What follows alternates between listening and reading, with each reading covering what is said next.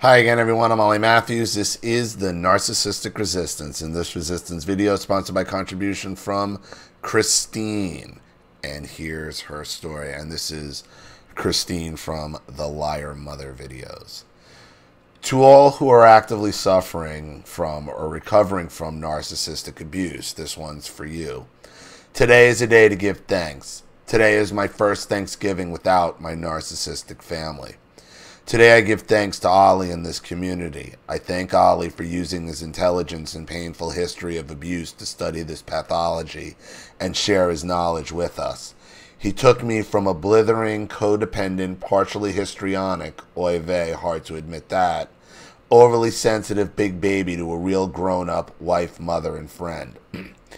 Thanksgiving no longer means comments about how dry the turkey is. Threats of throwing the turkey out the window if my mother gets upset. My father watching graphic crime shows on TV in front of my kids and throwing a tantrum when I ask him to watch something else. My mother yelling at my father for eating mashed potatoes even though he's diabetic. Comments that my bloated belly must mean I have uterine cancer and should go to the gynecologist. My father asking my 14-year-old how far he has gotten with girls and saying it's okay to feel chicks up.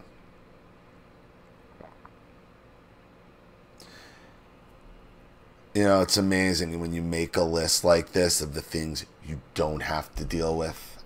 What am I not going to have to deal with by not showing up? My mother spending most of the time on her Android phone wishing everyone she knows a happy Thanksgiving, all while screaming the conversation on speaker. My mother saying that I cook too much and she never eats like this, which is why she is slim.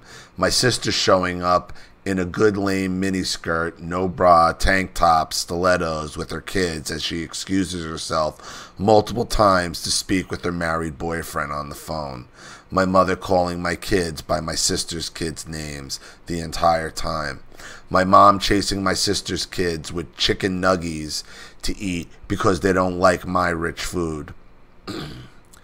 Bathroom calamities such as urine-soaked shower doors and pooped-up toilets, all with no one admitting a thing.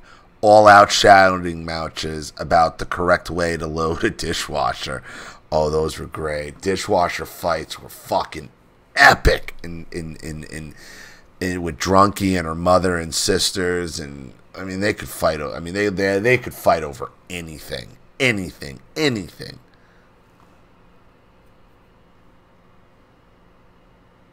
After all, it's not a garbage disposal. Pouring glasses of milk for the kids and finding chunks of Oreo cookies. How did this happen, you may ask? Because my father-in-law drank straight from the container after polishing off a sleeve of the cookies. No disregarding my rules and feeding table scraps to the dogs, despite my dogs being elderly and suffering pancreatitis. No forcing me to take everything out of the oven that I was cooking so my mom could put in her roast pork because that took priority.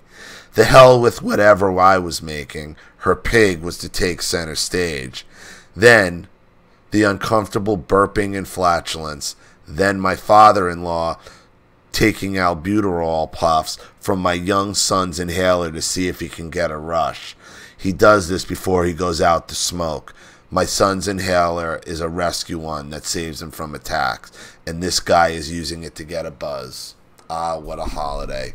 Then around 9 p.m. all the liquor starts to kick in, and I get to hear a replay of all the stupid things I've done in my life as my mama grins with big hunks of spinach in her teeth. Oh, that was another one. Drunky would get these chunks of green shit in her teeth. Ugh. Ugh. Then the inevitable, unforgivable, invented, and completely benign sin is committed, usually by me. Perhaps I didn't pay sufficient attention to her realtor stories or the latest catastrophe that has befallen her, and the storming out commences. Strange that it never happens before the coffee and desserts. Well, I get to bypass all of that this year. I am going with my husband and kids to a soup kitchen on Wednesday, watch the parade on TV, order out, and play Monopoly. And as Tiny Tim would say, God bless everyone. Happy Thanksgiving. Love to all. Stay no contact. Christine. And those are all the things you don't have to deal with when you don't show up to the narcissist Thanksgiving. It's amazing when you write it all out how long that list is. And then you look at that list and you say and I'm gonna go deal with this. Why? Huh. Write out the things you don't have to deal with by not showing up to narcissistic Thanksgiving. It'll do you more good than you'll ever know. So, thank you, Christine, for your contribution and Thanksgiving message. I really appreciate it. Thank you to everybody watching. Please leave any opinions or advice in the comment section below. And again, if you want your story read on the channel, you have a topic you'd like me to cover, a narcissist you'd like to expose, you'd like to set up Skype, a phone call, have a private video made, or a Facebook live chat, or you'd like to sponsor a video like this for someone who needs help and can't afford it, or just make a contribution to the channel in general to keep it supported, growing, and successful, because this channel survives 100% on contributions from all of you guys. Without you, all of this goes away. So if you like what you see here and you want to see more videos like this, you know what to do with the PayPal and email links in the description box.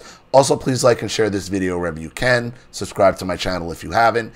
And be sure to click the subscription bell to be notified of all my video uploads.